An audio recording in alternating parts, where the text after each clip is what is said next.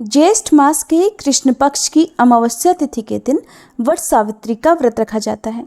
मान्यताओं के अनुसार इस दिन सुहागिन महिलाएं वट यानी बरगद के पेड़ की पूजा करती हैं।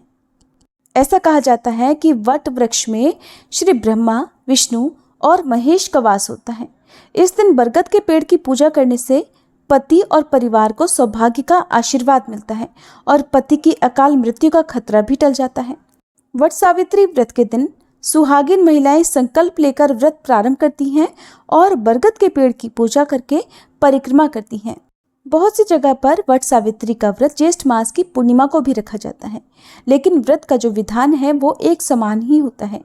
इस दिन दान करना बहुत लाभकारी होता है और सुहागिन महिलाओं को इस दिन सुहाग की सामग्री का दान अवश्य करना चाहिए। वट सावित्री व्रत के दिन सुहागिन महिलाओं को भूलकर भी काले कपड़े नहीं पहनने चाहिए। इसके अलावा सफेद रंग के वस्त्र भी धारण न करें और काले या सफेद रंग की चूड़ियां भी नहीं पहननी चाहिए। वट सावित्री व्रत देवी सावित्री के नाम से रखा जाता है। ऐसी मान्यता है कि देवी सावित्री ने अपने पति सत्यवान के प्राणों को लौटाने के लिए यमराज जी से प्रार्थना की थी।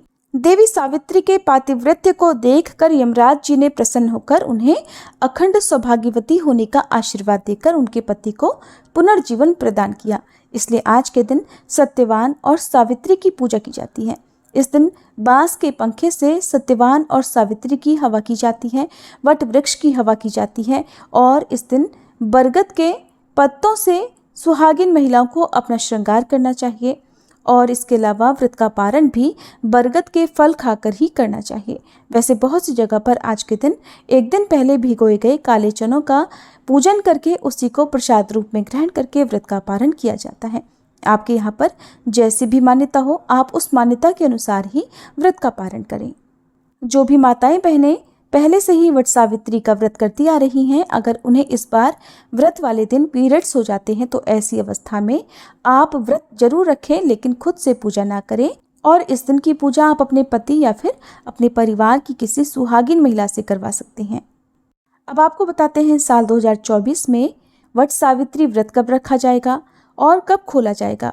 बहुत सी जगह पर दोपहर के समय बरगद के पेड़ की पूजा करने के बाद व्रत का पारण कर लिया जाता है, तो कुछ जगह पर सुबह से लेकर अगले दिन के सूर्योदय तक निर्जल और निराहार रहकर व्रत खोला जाता है और अगले दिन सूर्योदय के बाद व्रत का पारण किया जाता है। वैसे तो इस दिन वट वृक्ष की पूजा की जाती है। वट यानी बरगद का पेड़ यदि आसपास ना हो तो ऐसे में आप बरगद के पेड़ की टहनी को लाकर घर में किसी गमले में रोप कर भी पूजा कर सकते हैं, लेकिन सबसे ज़्यादा सही यही होता है कि आप आसपास चाहे कितनी भी मेहनत क्यों ना करनी पड़े, आपको ज़्यादा दूर ही क्यों ना जाना पड़े, आपको किसी प्राचीन वट वृक्ष की ही पूजा करके अपना उपवास खोलना चाहिए। इस बार ज्येष्ठ अमावस्या की तिथि प्रारंभ होगी 5 जून बुधवार की शाम 7:56 से और समाप्त होगी 6 जून गुरुवार की शाम 6:07 पर। दक्षिण भारत में ज्येष्ठ अमावस्या को शनि जयंती के रूप में भी मनाया जाता है। सुहागिन महिलाओं को आज के दिन शनिदेव की पूजा भी करनी चाहिए। ऐसा करने से पति पर शनिदेव की कृपा बनी रहती है। यदि कुंडली में शनि दोष हो तो वह दोष भी दूर या शांत हो जाता है। इस बार 6 जून गुरुवार को ज्येष्ठ अमावस्या रहेगी और इसी दिन वट सावित्री व्रत रखा जाएगा। वट वृक्ष की पूजा आज के दिन के समय की जाती है। ऐसे में वट सावित्री व्रत की पूजा का जो शुभ मुहूर्त है वो सुबह 10:36 से दोपहर 2:04 तक रहेगा। जिन लोगों के यहाँ भी दोपहर के समय पूजा करके उपवास खोल लिया जाता है तो वो लोग इस समय के बाद से कभी भी उपवास खोल सकते हैं और अगर आपके यहाँ पर अगले दिन सूर्योदय के बाद व्रत का पारण किया जाता है तो ऐसे में आप 7 जून शुक्रवार को सूर्योदय होने के बाद यानी सुबह 5:44 के बाद से अपना उपवास खोल सकते हैं। वट सावित्री व्रत में मीठे पुए का भोग बरगद के पेड़ को लगाया जाता है। इस दिन 108 परिक्रमा की जाती हैं और कच्चा सूत बांधा जाता है। इस बारे में विस्तार पूर्वक जानने के लिए आप हमारे चैनल पर आगे आने वाली वीडियो को जरूर देखिएगा। उम्मीद है जानकारी आपको अच्छी लगी होगी। वीडियो पसंद आई हो तो वीडियो को लाइक करके चैनल पर अगर नए हैं तो जरूर सब्सक्राइब कर लीजिएगा।